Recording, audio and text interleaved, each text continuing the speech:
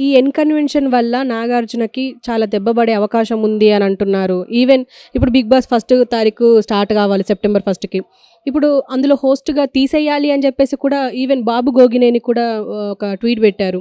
అంటే మీరు దీని గురించి ఏమంటారు? బాబు గేనని వాడి స్టేట్మెంట్ వాడు అసలు 'బిగ్ బాస్'లోనే వాడి బతుకు తెలిసిపోయింది. వాడేదో పెద్ద మేధావిలాగా టీవీలో ఏదో ఒకటి 2 టీవీలు వాడిని ఎంకరేజ్ చేసుకుని ఏదో చేస్తూ ఉంటారు. వాడు 'బిగ్ బాస్'లో వాడిని ఎంటర్ అయినాక వాడి పరువు ఏంటో పోయింది.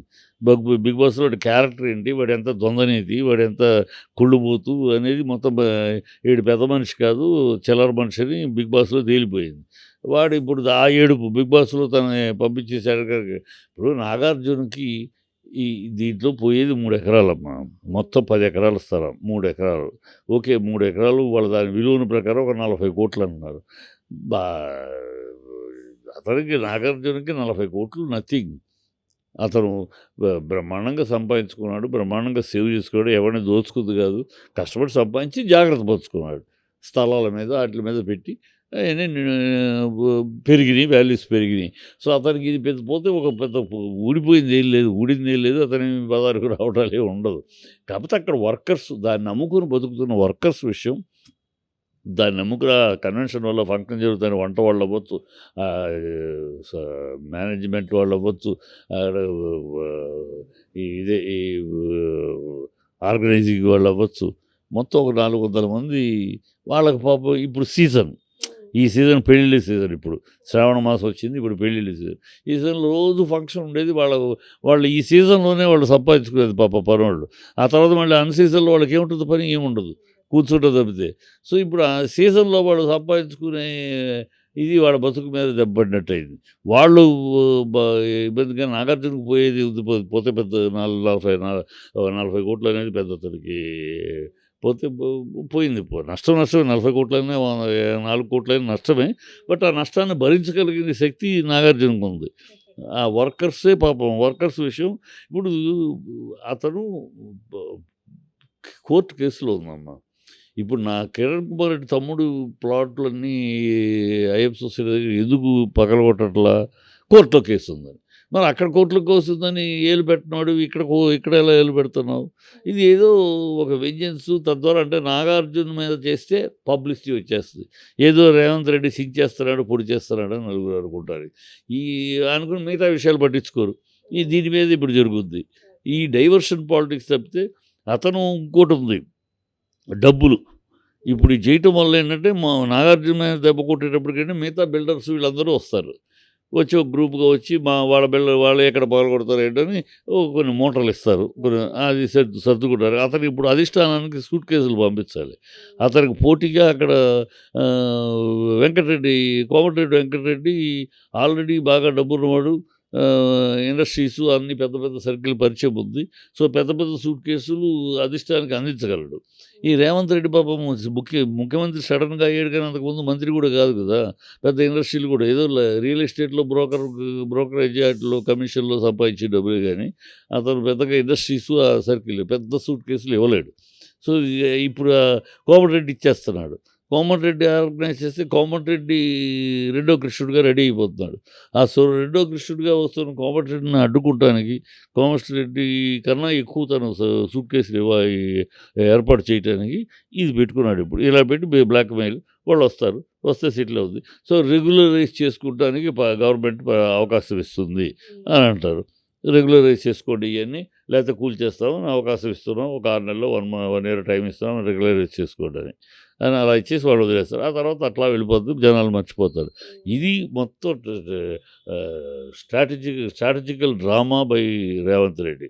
వాళ్ళ ప్రభుత్వం అన్ని డ్రామాల మీద, బూతుల మీద, రౌడీ భాష మీద నడిపిస్తున్నారు. సార్ ఇప్పుడు కన్వెన్షన్ కూలగొట్టారు అంటే దాన్ని భరించేంత శక్తి నాగార్జునకు ఉంది. కానీ మిగతా వాళ్ళు అంటే ఇప్పుడు చిన్న చిన్న గుడిసెలేసుకొని చెరువులలోనే స్థలాలు ఇచ్చిన వాళ్ళకు కూడా ఉంటారు కొంతమంది. వాళ్ళ పరిస్థితి ఎలా ఉండే అవకాశం ఉందంట? ఇప్పుడు ఏ ఎమ్మెల్యే ఆధ్వర్యంలో ఇచ్చారు అక్కడ. ఇప్పుడు గుడిసెలు వేసుకుంటున్నారంటే ఎవడో ఎమ్మెల్యేను మినిస్టర్ ఎవడో కూడా అండ లేకపోతే పోలీసు వాళ్ళు వేయనివ్వరు కదా.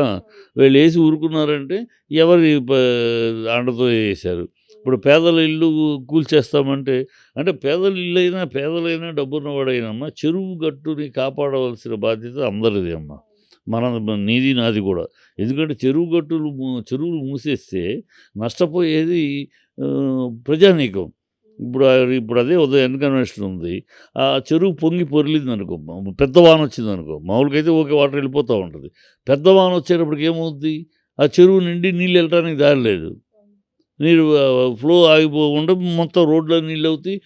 ఇంకా పొంగిందంటే ఇంకా పెద్ద తుఫాన్ లాంటిది వచ్చిందంటే నీళ్ళంతా కాలనీ మునిగిపోద్ది. అయ్యప్ప సొసైటీ మొత్తం మునిగిపోద్ది. సో ఇలాంటి రిస్క్ అనేది ఉంది. ఇది వాస్తవం చేయాల్సింది. కాకపోతే వాళ్ళు రేవంత్ రెడ్డి చేసిన మరో షాక్ ట్రీట్మెంట్ ఏంటంటే, గురువుకి గుణపం దింపాడు. తన గురువు చంద్రబాబుకి గుణపం దింపినట్టే.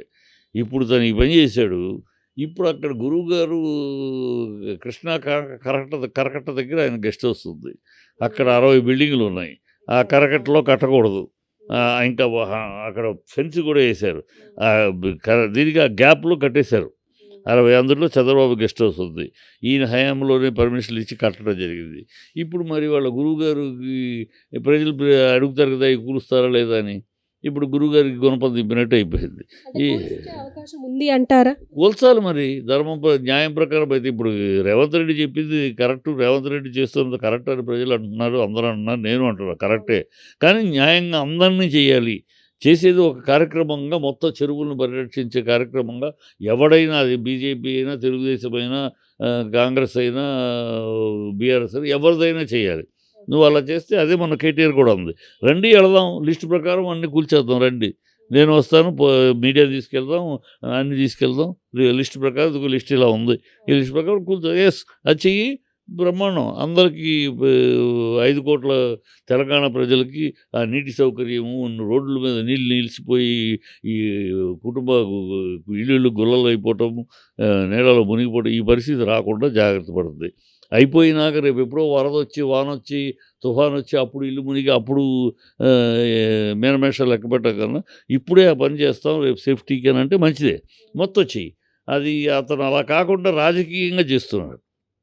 రాజకీయంగా ఎత్తుకుని అతని టార్గెట్ బీఆర్ఎస్ నాయకుల యొక్క ఈత కొలసాలి, అది అతని టార్గెట్. మరి అలాంటివి మీ వాళ్ళు చేసినప్పుడు మీ వాళ్ళు చేసి ఉన్నారు కదా, అవి కూల్చాలి కదా. అలా జెన్యూన్గా చేస్తే అంగీకరిస్తే, ఇప్పుడు ఓన్లీ చూడ 10 రోజుల తర్వాత ఆగిపోద్ది. ఎందుకంటే వీళ్ళు వస్తారు, బిల్డర్స్ వాళ్ళు, రియల్ ఎస్టేట్ వాళ్ళు వస్తారు, వచ్చి కూర్చుని ఏదో మాట్లాడతారు. అప్పుడు ఏదో గవర్నమెంట్ వాళ్ళకి వెసులుబాటు కల్పించింది. అనేక ఫ్లాట్స్లో కూడా అనేక మంది కుటుంబాలు బతుకుతున్నారు, వాళ్ళందరినీ రోడ్డు మీదకి వెళ్ళి కనుక వీళ్ళకి అవకాశం ఇస్తున్నాం, దాన్ని చేసుకోమని, రెగ్యులర్ చేసుకోవడం ఒక పాట అనేసేసి వదిలేస్తారు. ఈ లోపల మూటలు అమ్మితే ఆ మూటలు అక్కడికి వెళ్తాయి.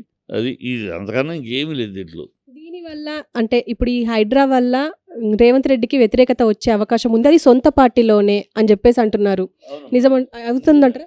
నిజమే. ఇప్పుడు మరి సిన్సియర్గా చేయాలంటే సొంత పార్టీ వాళ్ళకి కూడా పగలగొట్టాలి కదా. పగలగొట్టకపోతే ప్రజల ముందు దోషి అయిపోతాడు. ప్రజల ముందు ఇది అని ఉన్న వీళ్ళని టార్చర్ చేయడానికి చెప్తే నిజాయితీ లేదంటారు. సో నిజాయితీ నిరూపించుకుంటానికంటే మరి తన సొంత పార్టీ మనుషులు ఇవి కూడా పగలగొట్టాలి. మొన్న ఏదో స్టేట్మెంట్ అన్నాడు ఆయన, మరి దాన్ని కట్టుబడి ఉంటే హ్యాట్స్ ఆఫ్. కట్టుబడి ఉంటాడా చూడాలి. నేను ప్రభుత్వంలో పలుకుబడి ఉన్న వాళ్ళు ఉన్నారు, ఇంకా పెద్ద పెద్ద మనుషులు ఉన్నారు, అందరూ ఫోన్లో చేస్తున్నారు, ఎవరికి నేను లొంగను. ప్రభుత్వం మీద ఇన్ఫ్లుయెన్స్ ఉన్న పెద్ద మనుషులైనా సరే నేను లొంగను, అది చేస్తాను అన్నాడు. నిజంగా ఆ మాట కట్టుబడి ఉంటే పర్వాలా. మరి కట్టుబడి ఉంటాడా అనేది, ఎందుకంటే అతని ఏనాడు నిలకడలేని మనిషి. సోనియా గాంధీని భూతము, రక్తం తాగే పిపాసి అని తిట్టినోడు మళ్ళీ సోనియా గాంధీ అమ్మ దేవత అని కాడు పట్టుకుంటున్నాడు. సో అతను ఎప్పుడు ఏం చేస్తాడు, చంద్రబాబుని పొగిడినవాడు ఇప్పుడు ఆ పార్టీని వదిలి వచ్చాడు. సో అతను ఎప్పుడు మాట మీద నిలబడిన దాఖలాలు అతని జీవితంలో లేవు. అంటాడంతే, ఆ టయానికి అవి ఏదో మాట్లాడి తప్పట్లు కొట్టించుకుంటూ పేపర్లో ఎక్కడో తప్పితే అతను ఆ మాట కట్టుబడి జీవితం గడిపే దాఖలాలు లేవు.